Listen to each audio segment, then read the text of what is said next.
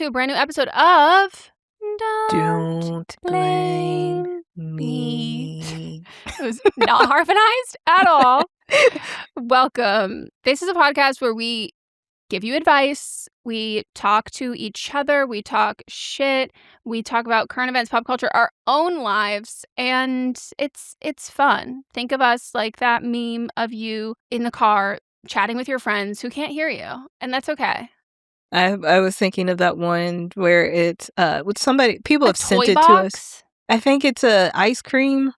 Yeah, I'm trying to remember like what it is. I think it's an ice cream cart, and they're like talking, and then somebody's sitting next to it, like they're in the conversation. Yeah, so that's what podcasts are like. If this is your first time listening to a podcast, welcome. I do think we're a great one to start with, and we're a safe podcast because sometimes other ones safe for half the population. Well, for sure, but we're not men, so there's that's already one. And also, we don't even say this man should be able to. This man's allowed to have a podcast. I do think people need to stop saying that to men. Like when a man does something good online, everyone's like, "This one can have a podcast. You can buy mic equipment." No, you're not. There's no exceptions. There is no exceptions. Like in order for you to be that like good of a man, like you're that good of a man. A good man is quiet. A good man is quiet, and he doesn't have a podcast.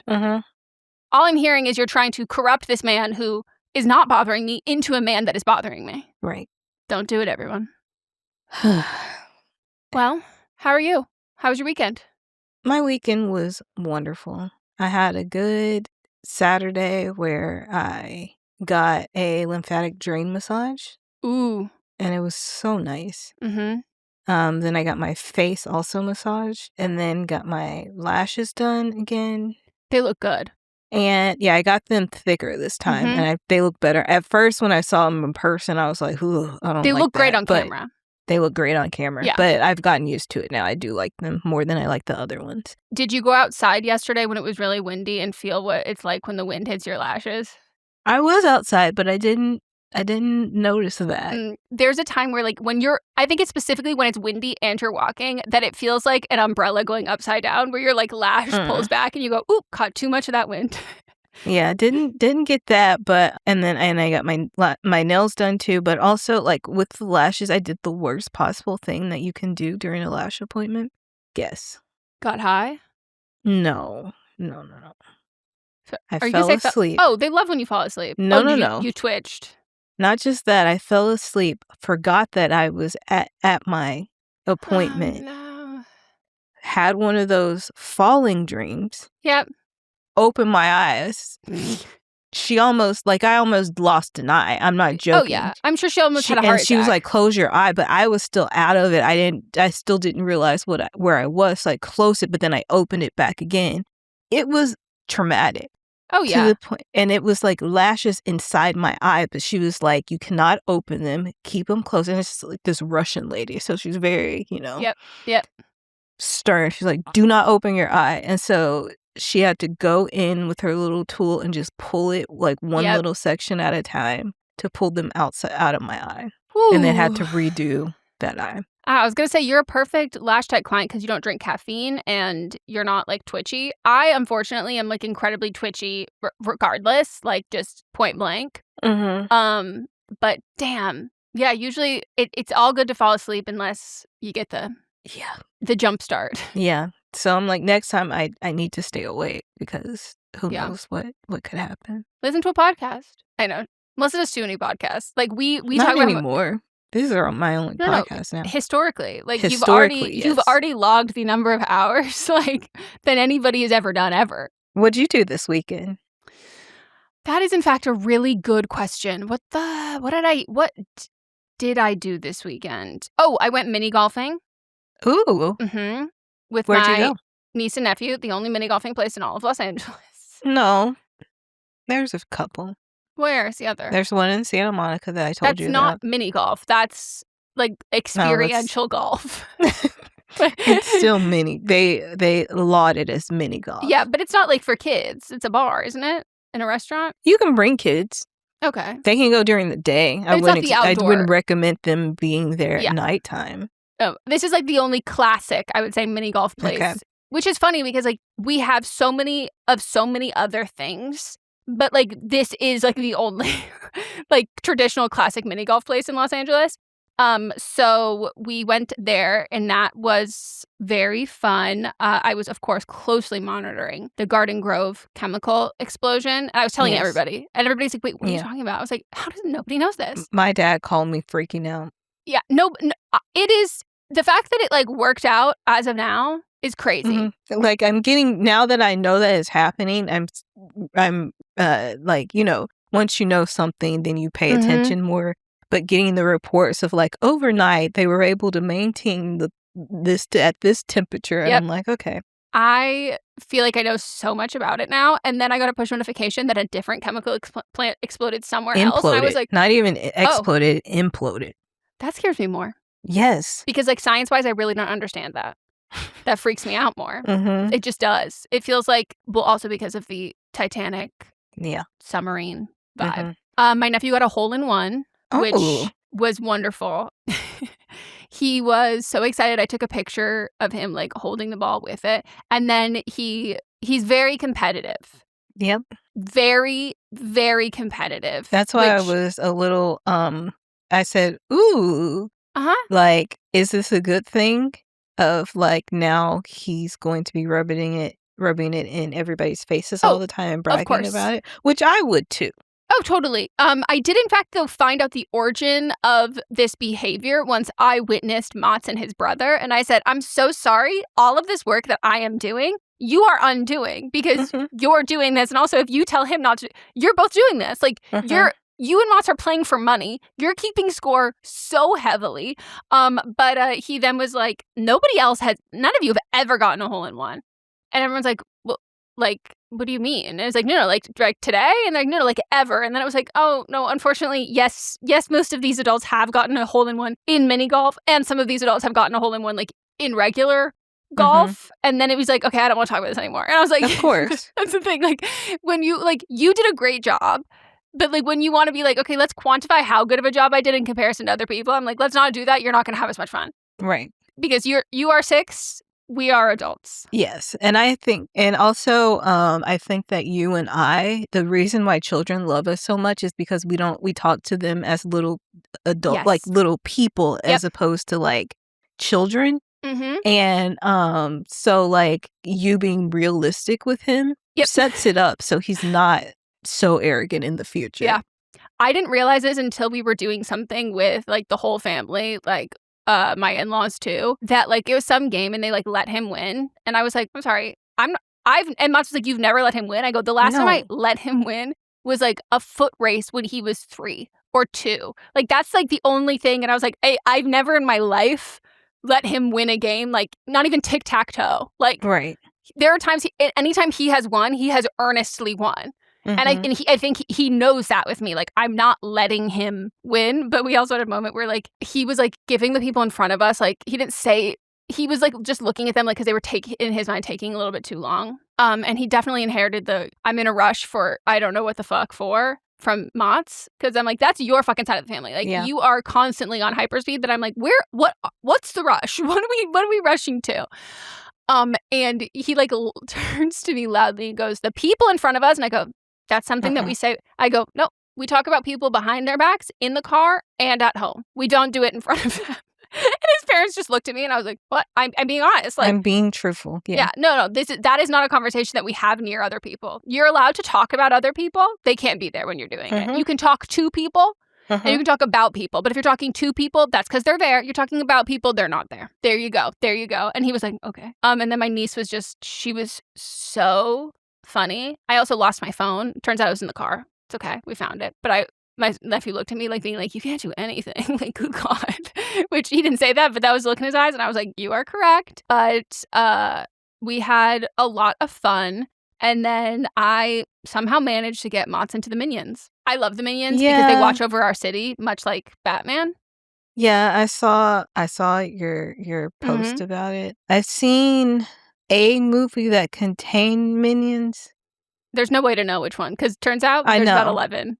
Yeah, I remember I saw it in theaters. The evil guy was there. I don't remember anything else about the movie. I don't think it was a Minions movie. What are they? Where did they come from? Yeah, it might have been Despicable Me 2. Okay. Maybe. I'll Don't buy know. it. Truly don't know. The only one I saw in theaters was the second Minions movie. Had no idea that it was a sequel. Had no idea that it was a spinoff of a spinoff.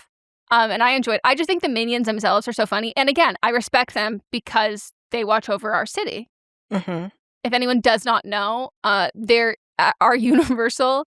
Our parking garage has giant Minions that overlook, and specifically the way it's done is when you are on the freeway, and for like a long stretch of a freeway, you just see them. So the Minions are always peering over the city of Los Angeles, and that's why I respect them. Yeah, I'm not on that side of town a lot, Mm-hmm. but I respect them too.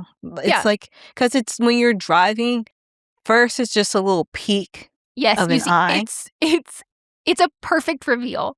Mm-hmm. And it just, as you slowly get closer, more and more happens as you're seeing that eye. It's so great, and so I was showing Mott something with him, and he was like, "Oh my god, this is like," and he was like laughing. He goes, "Why do I find this funny?" And I was like, "Because they are funny. Objectively, like they're funny, and they're not Disney. They're Pixar, so they're like a little more adult like ish in the humor." So then we ended up watching a Despicable Me movie. And he loved it. And I asked him what he liked. Oh, God, what are we watching the difference between? I think I asked him if he liked One Battle After Another or the Minions more. And he was like, the Minions, obviously. And I was like, good, as you should. How about One Battle After Another and Madam Web? What are his thoughts on that? Oh, he'll like Minions more. He also No. I said One Battle After Another versus Madam Web. I think I asked him that after we did the episode, and he was like, it's asking me to choose between my two least favorite children.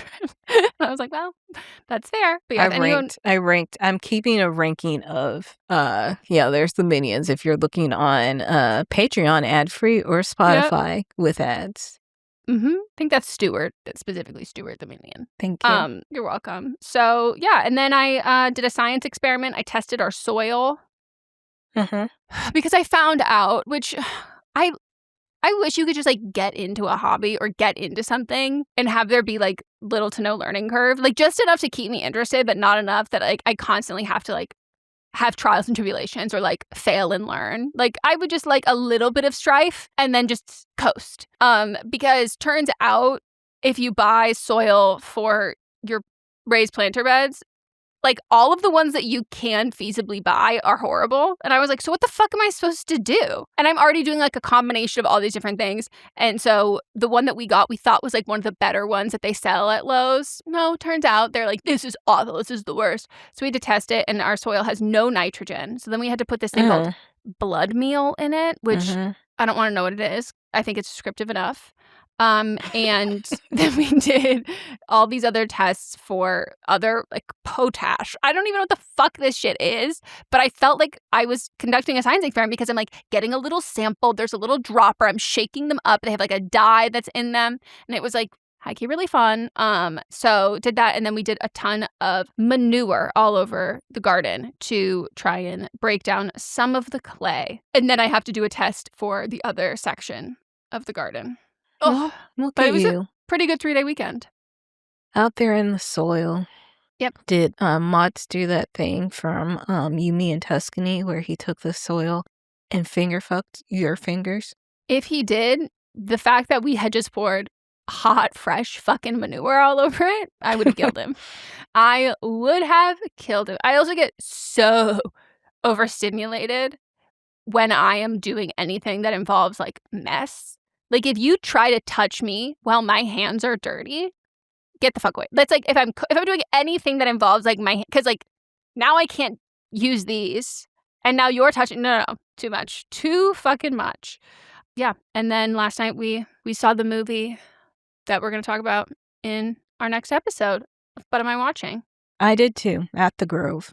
He made a joke about watching it at the Grove. I wondered where you were watching it because, unfortunately, we had to pick a different theater because it was not widely spread, so that makes sense. Yep. Yes, I had to go to the Grove because it was not widespread, unfortunately. And I realized that I do, like, pay for luxury when I go to the movie theater. Because not, like, even the ads The movie theater I go to, when they say the movie starts, that's when the movie starts. At the Grove, literally 35 minutes of trailers and ads. Why? Play those before something. I shouldn't, because I walked in the theater and it was like empty, but when I bought my ticket, it was like sold out. So I was like, where are the people? Well, those people are regular goers to the theater, and it was in the middle of the day too. But then I also realized it was like Wednesday is half price day at AMC's or something. But so it was packed. But I was like, where are the people when I walked in? Those people knew not to come to the theater for another 30 minutes after the time because it's just trailers and ads. Mm-hmm. So I was in a bad mood. Yeah. For like 30 minutes also because I couldn't recline or put my legs up. But, we got there and I had a good time, and we'll talk about that on Thursday when we talk about I Love Boosters on But Am I Watching? We could have had the exact same experience, but we in fact had the same experience for watching You and Me in Tuscany, which is we got there. It was a different theater than we normally go to. Mm-hmm. And we got there at the time that the movie is supposed to start. And then we had to sit through 35 minutes of the worst, like not even just trailers, just like ads. Like I was watching fucking YouTube. And we were like, are you kidding? And so then we had to go to the same theater for this one.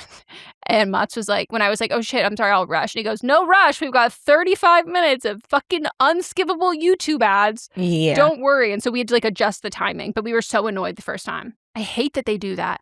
Mm-hmm. Hate it. Just give me like, well, it's also because they're not making fucking movies anymore. So trailers to show.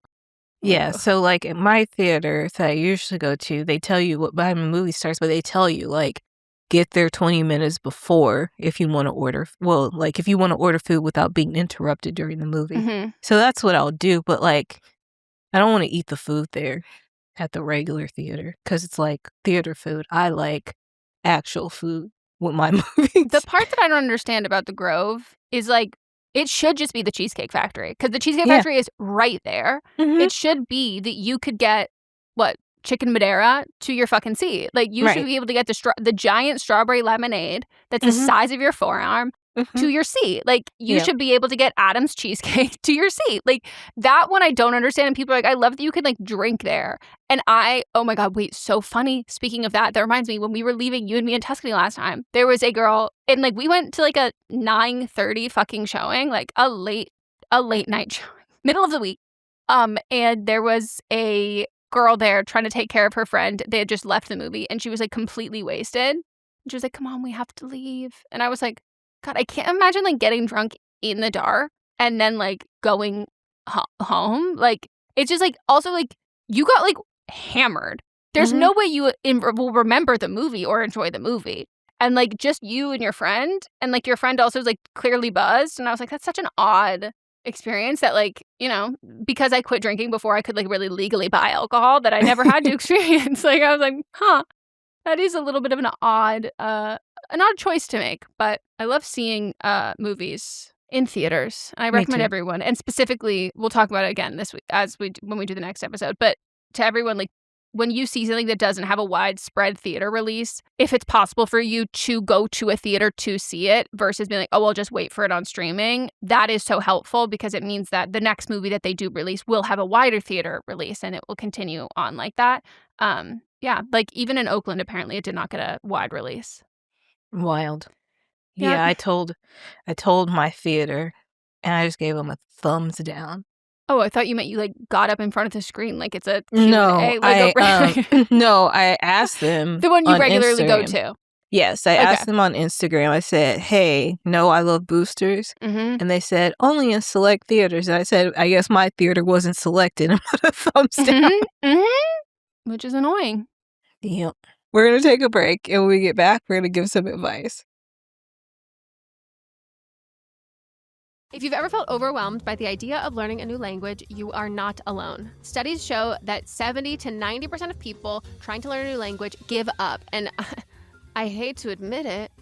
I hope I don't sound ridiculous. I have been one of those people. I've been a part of that percentage. Same. Multiple times. Many of times.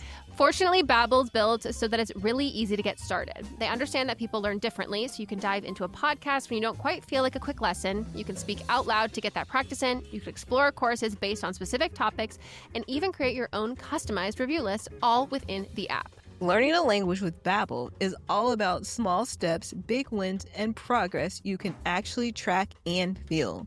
Babbel recognizes that real-world connections are the heart of language learning. Their courses are designed by over 200 language experts, real human beings, to teach you relevant words and phrases you'll actually use, so you can start speaking with confidence in as little as 3 weeks. I really want to get better at Spanish. I've talked about this before. That is by far the most relevant secondary language or even primary language to learn here. And I have always been nervous about it because it's not just something that you use when you travel here. There's more opportunities to talk in person. And I've always been good at writing, but I'm not so good at having the confidence to speak out loud. And I think that's what I like the most about Babbel, is because I can talk into a phone. I've talked into a phone my whole life. I can talk to a camera. I can do all of those kinds of things. And that to me actually builds up the confidence, and not just clicking the answers, all of these things here and there. I can actually get the confidence to speak. Yeah, I agree. Spanish has always been the language that I want to be the most fluent in, because I feel like us living here in the U.S., it's our second language here, especially in California. Here's a special limited time deal for our listeners. Right now, you can get up to 60% off your Babbel subscription at babbel.com/don't blame me. Get 60% off at babbel.com/don't blame me, spelled BABBEL.com/don't blame me. Rules and restrictions may apply. Okay, we're back. We're going to give some advice if you want to call in. Phone number is 310-694-0976. International listeners, you can send an audio message to meghanpodcast@gmail.com. Or anybody, domestic and international, you can fill out the form that is listed in the show notes or message us on socials. And the show notes in the form has all of the information that you need to give us. All right. First one. Hi, Eminem. I am a 27-year-old, pronouns she, her, from Sacramento area. Parentheses, I promise this has relevance to my issue. Close parentheses. I am currently struggling with where to go forward with my job. I work for a health insurance company, vomit emoji, and it's starting to weigh on me. I'm either the bad guy of someone's day or having to fix issues I didn't start. I genuinely want to help people, as I know insurance is a big pain, but I'm to the point where I'm crying at least 3 times a week from stress for this job. I'm in school working toward my BA for art history, which has been so fun, but the jobs for this either are small internships that don't pay, have little hours, or are locationally very far or require a degree. I have nearly 10 years of customer service work experience, but the job market is really bad in my area, and trying to commute to the Bay would cost hundreds of dollars a month. What would you suggest? I am looking at possibly switching to part-time if an internship hires me, or changing positions in the company I work for, but bills do have to get paid, and I'm getting ghosted by the companies I apply to. Thanks in advance. Well, this is how I know you're actually from Sac, because you said you were like, I'm commuting to the Bay versus, actually that's how the person writing this knows that I'm from the Bay Area, because remember when Mecca said that? We're saying something about something about Bay, Mecca talking about the Bay Area, and I was like, oh my god, wait, so where are you from? She goes, where are you from? I go, the Bay Area. She goes, so I'm technically from Sacramento. And I was like, it's the difference that you say to people, because you have to pick proximity that people will understand. And commuting to the Bay Area is not a possibility. That is not even just hundreds of dollars a month. That's your sanity and whatever, however you're going to get there. It's not close. It's a fucking trek. So, I mean, I want to validate that, your job, and I mean this with love, your job fucking sucks. And I say that to validate how you feel about it. Your job objectively sucks. And I think more often than not, actually, or I hope more often than not, that a lot of people have your mindset going into it, where it's initially it's one of those things of being this thing universally tends to be really bad. I hope I can be a better version of this. And then once you're in it for a while, you realize the system is not set up to let me do anything to be a better version of this. Like, the system is set up for me to be this way, and like, no matter how compassionate I want to be, no matter how much help I want to be, like, it doesn't let me do that, and that like can weigh people on that you. go into being a cop naively, like, I'm going in to change the system, and it's like, can't really change the system because it wasn't set up that way. Yeah, and so I think it would be so easy just to be like, yeah, quit your job and get another one that's not, absolutely ripping through you morally, but like, you're trying, and like, the job Yeah. market fucking sucks. And I understand when I'm interacting with people who have jobs where insurance or anything related to that, like, I don't do this with cops because I have an attitude problem. But like, I understand that there's so much, like, with anyone customer service, I understand there's only so much you can do. And I understand that, like, you're just trying to make a living and this is your job. And I would bet so much fucking money, even people that DMV, that like, there's maybe 1 in every 100 that is like, no, I'm actually the reincarnation of a fucking demon, and like, I get off on ruining people's days. Like, I love this shit. For vast majority are not like that. Like, they're just like regular people who like are trying to do their best and doing with what they have. And so I think that like, I hate that my advice is kind of like, keep at it, in the sense of like, keep applying to new jobs, keep trying different things, and seeing what can shift and seeing what can change. But I think like, part-time work, there are other ways to do customer service that's not obviously like this. But I think like, if you're able to find a part-time work that you can still cover your expenses, and it's not going to be like, oh, I've only got 3 months of this and then like, then I'm fucked. If it's something that you can do by shifting things in your life, like priority-wise, financially, that you can make that work, and you think it will have a positive effect on your mental health, then I think, because I think in fact, we do pay for mental health. Like, we do, in fact, like, pay. If we ignore our mental health, like, there are consequences to that, and there are monetary aspects that, even if it's making less than something you do now, if it does not make you as fucking miserable, that will increase your quality of life the same way that additional money would, because then you're gonna have to spend that additional money on fucking therapy because you're so fucking miserable. I have a different approach, and it's because you mentioned that you're in school.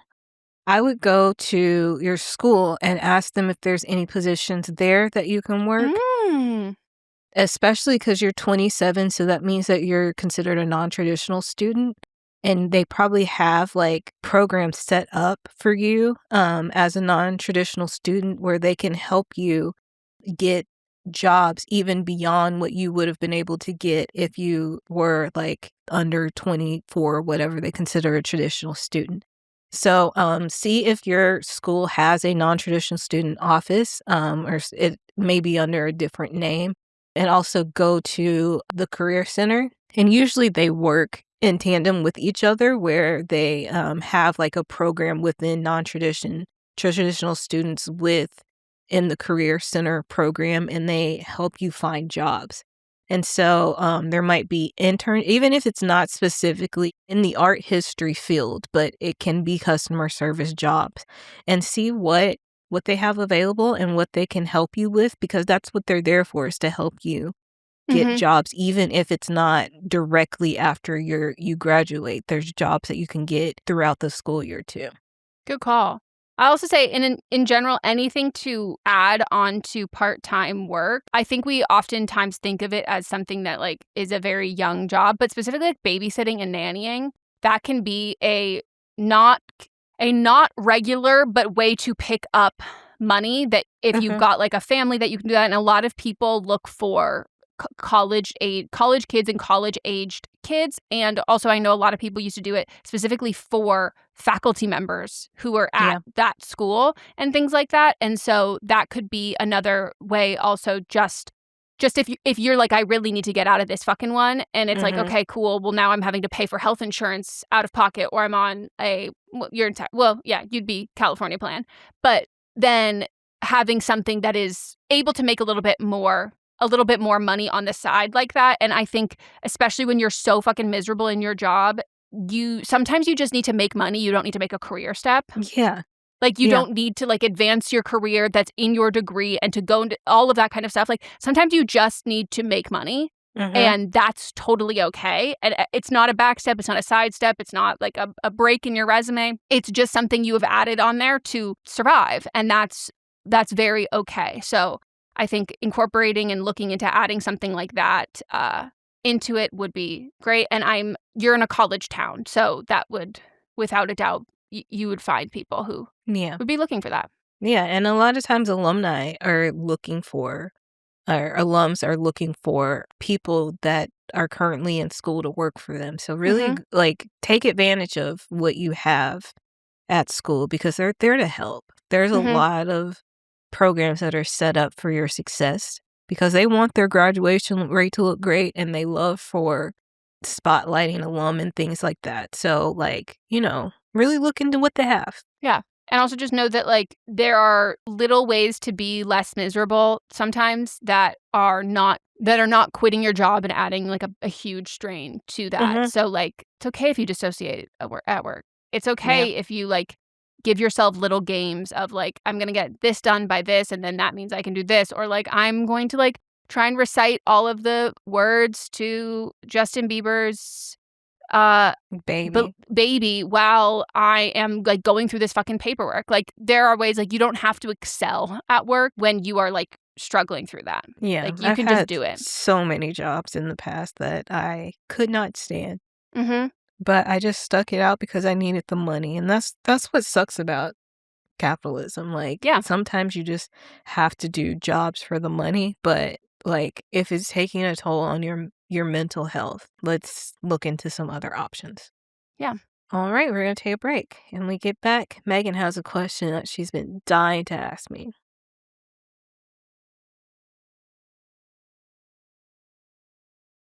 And we're back. Have you seen what people are calling our modern day Whitney and Kevin, as in Houston and Cosner? I've seen a few, but who are you speaking of?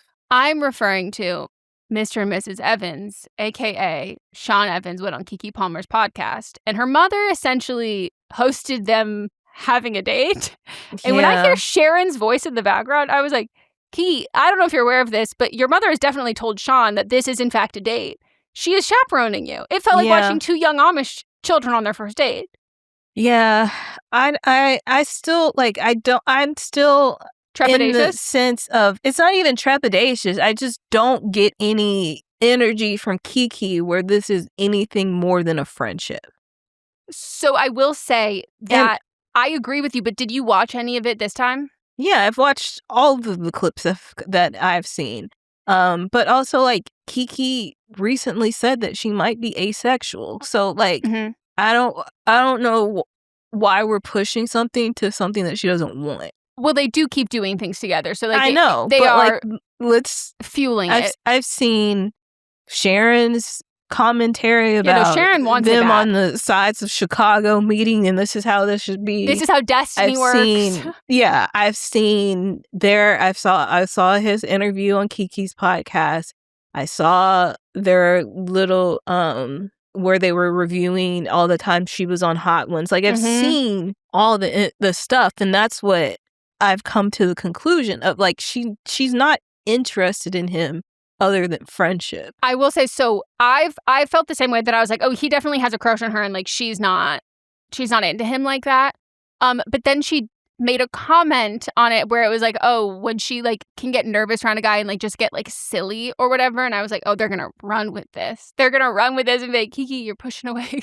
But I have to say, I have been loving the amount of people who do not know this man's name. They're like, Keke, give that bald man a chance. He was blushing all the way up to that head. Like, the whole noggin was blushing. And I just love that people are like, I have no idea who this man is, but, like, Keke, this man loves you. Yeah. But the twister, I was like, oh my God.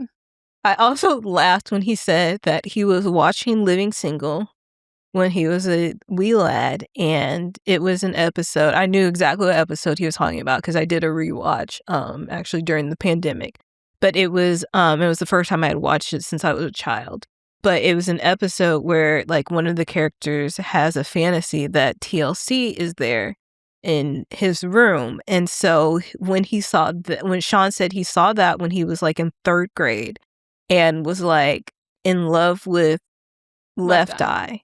And then Keke was like, well, I did play Chili in the movie and close enough. Yeah, and he was like, I know. Oh, I know. It seems like he's very much letting her know that he is interested. Yeah. Like, I'm with you in the camp of, like, I don't think his feelings are up for debate. I think her feelings, first and foremost, like, she is, in fact, a businesswoman. Mm-hmm. She's an entertainer. She knows that people love watching them together. But I think also because of that, I think it would be hard to tell if she actually did like someone because, like, she's Keke in front of the camera. She's not Lauren right then. Like, she's doing that. And she's also said, like, when she's on camera, she is Keke. She's putting on for the camera. She is totally different when she's not totally different, but she's not in her home. Yeah. So, like, I don't think even if she Keke things liked him, we would be able to know because I don't think we would see that in a public sort of way. But I do think, like, if we just take it, like, at face value, it is, like, nice to see a guy just, like, make his intentions clear, but is also, like, if nothing, that's fine. Like, we can still, like, do this. We can still do all of these things. Like, it's not like, well, come on, like, shit or get off the pot. Like, it's not, like, anything like that where I'm like, you know what? This is fun. This is this is sweet. And this is also, like, bringing you both attention. And I also just need to give a shout out again to Amelia de Moldenberg from Chicken Shop Date because she is in fact the platform that Sean got on. She is an investigative reporter. Well, and if they ever did get together, she, in fact, would need to officiate the wedding because she's like, yeah, he had the feelings. I gave him the mic. Yeah. And he got up here and said it. Keke also said that she noticed a different vibe with him than when she's in different interviews. And she thought that that's just how he was with everybody. And then to know that he wasn't, it made her feel more special, which I thought was cute, but it was all just giving friendship vibes for me. I believe it. Yeah, I think that there's like a way that it's not, but I think the only way that, like, the only two options for me is either they're already fucking dating and they're just, like, trolling us by doing this, or she's like, she thinks that they're being fun. Well, she knows that they're being funny, and they're on her end. She thinks that there is no truth to this, and, like, they're just, like, both entertainers being fun and funny. And then, like, maybe, like, later on they'll date, but, like, there's no way that they're continuing to do these, like, promo bits and all this stuff together. While, like, also, like, everyone's like, I feel like they're in the early stages of dating. I was like, that makes no sense. No. Like, they would never invite, like, public opinion into this if this was what was going on right now. And there's also, which I thought it was scripted, but when they kissed on that Hot Ones, and it wasn't at all. It was just Keke being Keke. And he said, he was like, I couldn't even react. I just went for it. Which is so funny, but it's so sweet. Yeah. So I've been enjoying watching it, and more than anything, I've been enjoying, like, Sharon trying so hard and Keke being like, yeah. I mean, after Keke's last relationship, I'm sure Sharon's just like, please, someone else. Yeah, well, I also don't love, like, what I'm seeing online of everyone like, come on, Keke, like, give your child a wonderful stepfather. And I'm like, stop with that. Like, I hate, like, the idea that, like, that's a missing role that he needs. It's like, he needs a stepfather, like, he needs a new pair of shoes. And I was like, no, that's not, like, what the fuck? And I don't think it comes from a bad place, but I think it's one of those subconscious things that is, like, not wonderful rhetoric around single moms. And, like, even people, they don't mean it in that way because, like, they maybe have a wonderful relationship with their stepfather. But, like, there's a lot of people who, like, choose not to date for, like, the safety of their kids. And, like, that's the idea that there is, like, only a positive possible outcome is, like, so ignorant. And I'm like, chill. Right. But he was grinning ear to ear. I don't think I saw the pupils of that man's eyes the entire fucking time. Like, it was just cheesing so motherfucking hard. And I was like, this is sweet. If anything, I'm so glad that she knows, like, how adored she is. But even if she doesn't want to take him up on it. But I have been enjoying it. But there were ones where I was like, I can't even watch this. Like, I'm getting, like, I was getting, I can't see. I shouldn't be able to see this. When they were doing their whole thing, and they just kept touching each other. And then I heard Sharon's voice behind the camera, and I go, oh my God, I can't believe that you're there watching this, facilitating it. But yeah, that's been my favorite thing on the internet recently, which I think we needed after the week of, or the month of James Charles. Which I know nothing about. Oh my God. I don't know absolutely zero. And I love how I have cut off most social media. And the only one I'm really on, which is a trash app, which is Twitter, but like it curates only exactly what I want to see. I never get any of the extra stuff. If I was still on TikTok, they always try to reset your algorithm and feed you things all the time. I have no idea what's going on with him. There's always something. Oh, but this one, I showed it to Mods, and Mods like laughed, and he goes, "This isn't real." And I go, "No, this is." Everybody was basically being like, "Why would somebody who should be like so canceled, but I don't even understand why he's not canceled, like why he keeps rising from it?" Because I'm like, who is watching your like? I'm sorry, I find you like deeply beyond all the problematic stuff. Like I find him like deeply annoying, and so I'm like, what's the draw that you're like, God, I just can't quit his content. I gotta keep watching. But then he did something where I was like, oh my God, you can't, like, even if he was rage baiting, he wasn't. He was doing something horrible. But I was like, you also can't rage bait when, like, you are controversial and there is merit to your controversies. And, like, you are holding on by a very thin, precarious thread that if anytime you can't even get too much more famous because then immediately people will be like, you don't know this about him? Like, let's actually take him down. Like, you have to exist in a very, like tenacious, I don't know, a very, like, a wobbly spot in pop culture, in social media, in all of that kind of stuff. You can't get too big because then people will remind you about all of your stuff. But I was like, but God, you should not be going out of your way to be evil. Can I tell you what he did? It was crazy. He got on TikTok, made a video, and just yelled essentially at the top of his lungs about how much of a broke loser this woman was for reaching out to him in his DMs saying that she started a GoFundMe because she lost her job with Spirit Airlines. And he was like, get a job, you fucking loser. Like, oh my God, you lost your job. Whoa, whoa, whoa. Who fucking cares? Everyone's like, you have a TikTok of him, like, there's a TikTok of him, like, sobbing when he thinks TikTok is going to be canceled, like, or like the app's going to get shut down. And then he also, as he's yelling at this, being like, come on, like, essentially, like, brokey, pick yourself up by the fucking bootstraps. Like, you think other people haven't lost their job before? Like, you should have spent your time actually fucking applying to a job. You think I'm gonna give you money? And he's like, and you're not even a fan of me. You don't even DM me. Like, you don't even, like, follow, like, all of this stuff. And then he, in the middle of it, as, like, seemingly a throwaway comment, was like, and, you know, she's, like, a white, able-bodied woman, and, like, says it, like, and I was like, that's weird. But then I'm white, so I didn't think that much about it. And then one of my mutuals was like, hey, everyone, just so you know, that woman is without a doubt not white. Like, if you felt like that was a weird fucking comment to make, it's because he finally was like, oh, this sounds a little dog whistly. Let me throw them off my scent a little bit. But, like, I promise you that was because it was like there was so much vitriol to it. I was like, of course that was like a racist tirade. Like, of course it was. Woman came forward. No, not white. Not white. Fully lied. And then he donated, I think, like $500. And everybody was like $500. And then donated like $5,000. And then asked her, said, like, I'm so sorry. And then everyone's like, do you forgive him? And she was like, no. But then GoFundMe also was, like, helping her out with it. And I was like, this is also, crazy. why was she reaching out to James Charles? No, it was like, it was a copy paste. Like, hey, like, like, I lost my job. Like, I'm sure you heard about the recent layoffs at Spirit Airlines. Like, I've started a GoFundMe. Like, any donation or sharing could help. And, like, people do that, like, all the time. Like, but why did you have to make a video response to it? You also didn't even have to donate. Yeah. I was like, crazy. All right. We're going to take a break, and when we get back, we'll give some more advice.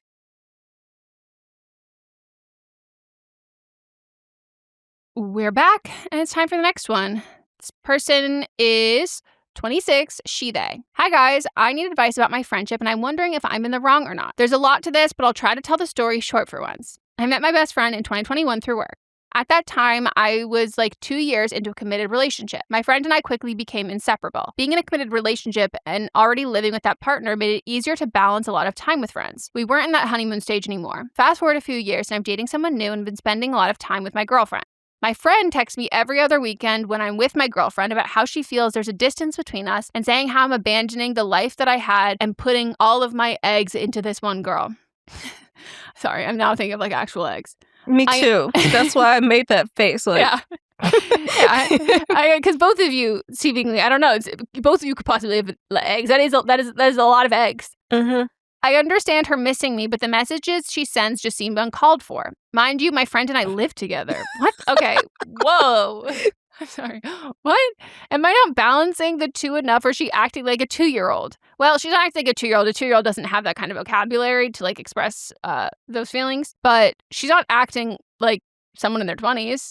Or she's jealous. She's acting like someone in her 20s who there's more to this. I'm not saying that your friend is romantically interested in you. I think there's like a chance of that. But there's also like sometimes there can be a codependency in friendships that like lets you shut off an entire other part of you or your brain. Like if you don't want to date, like you don't want to have to focus on any of that kind of stuff. And so like you use your friend essentially as like, oh, I'm always busy. I have all of this stuff. It takes up all of this room in my life and in my schedule and thus in my brain that like I'm not left to my own devices and like to deal with these thoughts or to deal with who I am and all of those other kinds of things. And like, oh, maybe now I need to focus on dating and all of that like you can provide friendships can provide like a wonderful escapism and distraction.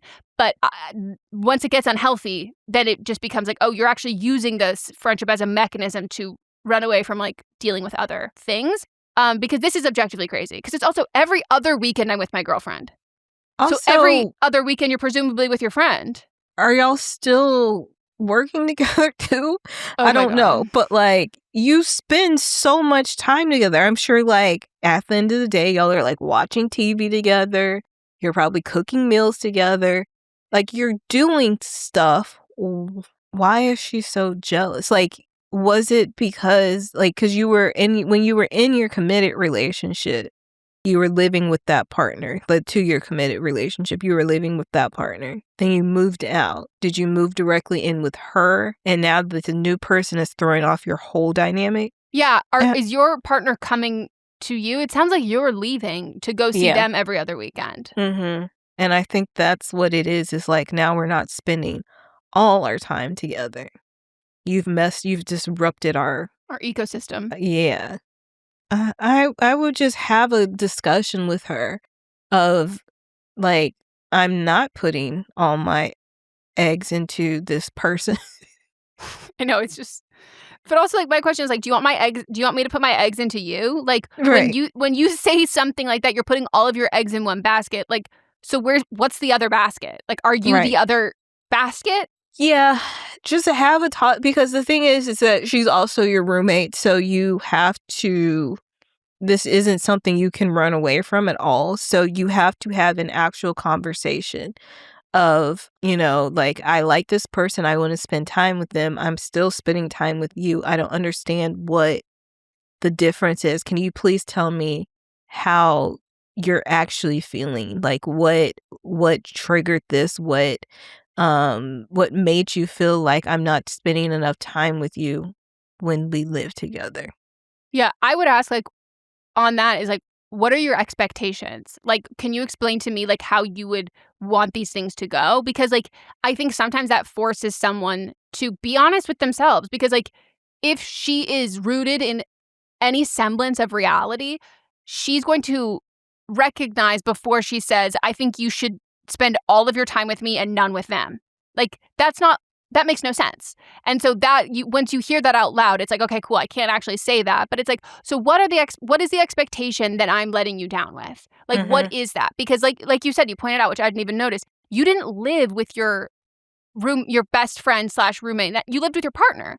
And so it's like, well, I wanted to go back to how it was. And it's like, so then I would move in with my partner and then see you that, like, so what is it that you are looking for, that you are feeling like this is shifting the dynamics too much? Like, what are we comparing this to? Is it that I'm dating someone, or is it that, like, you're always leaving to go see them, and it's like, I would love a dynamic where, we're still like, we can all hang out and do stuff together. Or I would love to have, like, a dynamic where, you let me know, like, what's your plans? I'm going to see I'm going to be with my partner these days and whatever. And so it's like, we can still plan things to do together. Cause like, if you're like, if you're just acting as roommates now and like, you're not going out and doing fun friend stuff anymore, then I don't even think that's related to being in a relationship. That's just going from being friends to roommates, which we also never recommend doing in general. But I think like asking her what her expectations are also forces her to figure out what they are. Because I don't know that she knows it. She might just know that she's unhappy with the current situation, and she needs to figure out why she's unhappy with it, because most likely it has nothing to do with you. Right. It has everything to do with the fact that, like, it, forces her to recognize that, like, she's actually put all of her eggs in your basket. Right. And there's enough eggs to go around. Assuming They're not everybody's as got eggs. expensive anymore. No, yeah. So ask her to get a chicken. I heard chickens have like a lot of diseases you have to worry about. Well, yeah. They're birds. Birds have diseases. I always thought that like ones at home wouldn't as much. I heard ducks are less. I love ducks. And what is a duck going to provide you in the source of an egg? You can eat duck eggs, but is that what you want? They're very rich. No, I also think duck is gross, but like they're just so cute. And they're all like quacky. Okay. But and Maz was like, we can get you a duck because like we used to have a pond and we got rid of it. He was like, why did we get rid of the pond? We could have had a duck. And I was like, no, I can't have a duck here because my entire life would be mourning the ducks that are murdered violently by coyotes. I told you that too. We were on a walk, me and one of my neighbors, and I was like, oh my God, don't look over there. Because she was like relatively she was like postpartum. And so I was like, I don't want you to have to and I was like, don't look over there. And she was like, what? And she's like, oh, that's a stuffed animal. And I was like, girl, that's not a fucking stuffed animal. And she was like, no. And she's trying to get closer. And I'm like, stop. Gets closer, realizes it is sorry, everyone, a cat head, fully severed off, eyes open. Oh, God. And she thought it was a stuffed animal. And I was like, and it was just sitting on someone's front lawn. And I was like, I hope to God that it's not their fucking cat. Ugh. Yeah. Well, it's also because our coyotes are the size of fucking Great Danes. They're huge. Yeah, they're so big. So big. Else I can't have a duck unless I move to like the Pacific Northwest or something. But then I have to deal with those people. Whoo! So sorry. And no offense, cold. everyone. I could deal with the cold. I could not deal with the lack of sun. Like it's always gray. Yeah. I mean, that's when I think of cold, all I think of is gray. So it was hand in hand for me. Well, here it's very gray and warm for a couple months out of the year. True. You can go hang out with Jenny, though. Yeah. I need turns out I need sunshine. Me too. I romanticize like the gloomy weather and like all of like I romanticize it deeply, but like I have such strict parameters of it that like if there's no sun, it needs to be cold. And if it is cold, it needs to be raining. And if it's colder than cold, then it needs to be snowing. And it can't be like just cold with no sun. And then I'm miserable. And I'm like, well, like yesterday. It was cold with no sun. It was awful.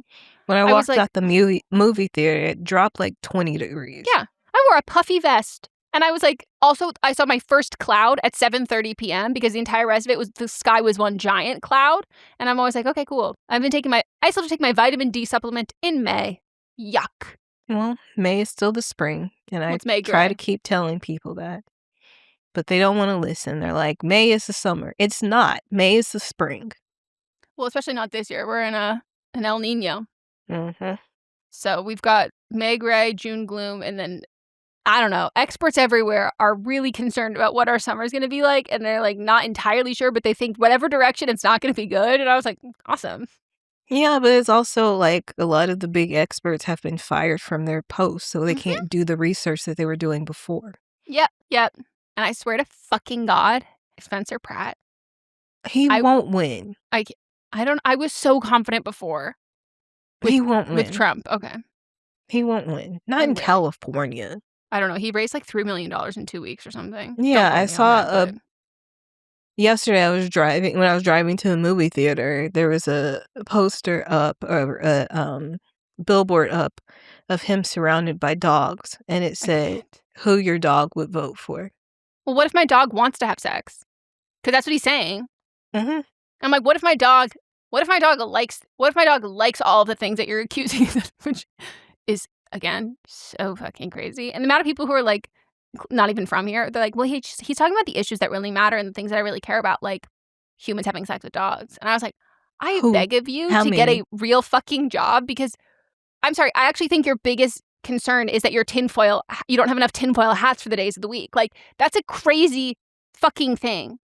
Also, anybody that is having sex with their dog, I guarantee you it was somebody that was going to vote for him. 100%.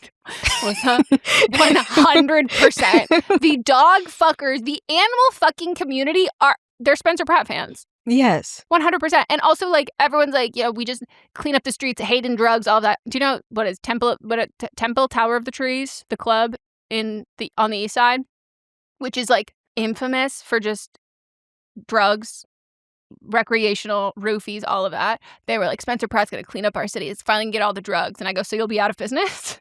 Like, I'm so sorry. That's your entire... You love drugs. That's your whole vibe. This place is like, come here and do drugs. Like, you guys are stupid. Well, if you're in LA, remember to vote today or tomorrow.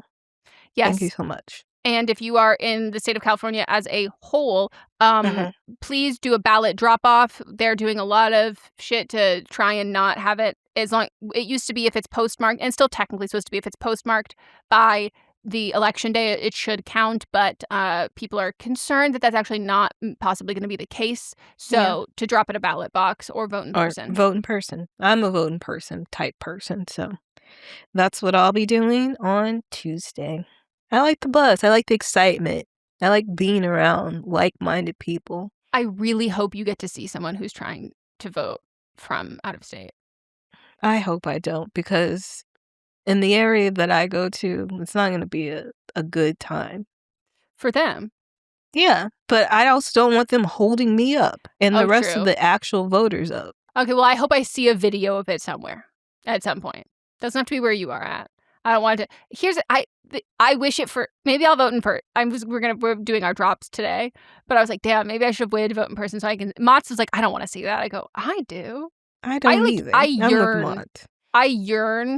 I yearn to like choose someone out publicly in person. Remember when I wanted to go to Costco at the beginning of the pandemic? And you can join like debates. You can join Toastmasters. Samantha's in that. You can go do it together. She just debates people. But and hangs out. If there's men there, I don't want to do that. Maybe they have women's groups. I don't know. Yeah, I just don't want men to think that I view us as equals. But I was like, no, that's not a thing. Yeah, it could be fun. I haven't seen any assholes at Lowe's lately. That's usually where I see them, and that's usually the place. You should go to Home Depot. Facts. That's probably where they are berating the poor fucking college kids who are working there. And then I'm always like, and CVS. I stick up for CVS workers, pharmacists, and the people at the hardware store. That's the only time I've ever encountered those people where I'm like, no, I'm not upset at any. I think we could. You're fine. You're fine. Chill. All right. Well, thank you all for listening. Join us on Thursday, where we'll be reviewing I Love Boosters, and then we'll be back on Monday for a new episode of Don't Blame Me. Bye-bye. Bye.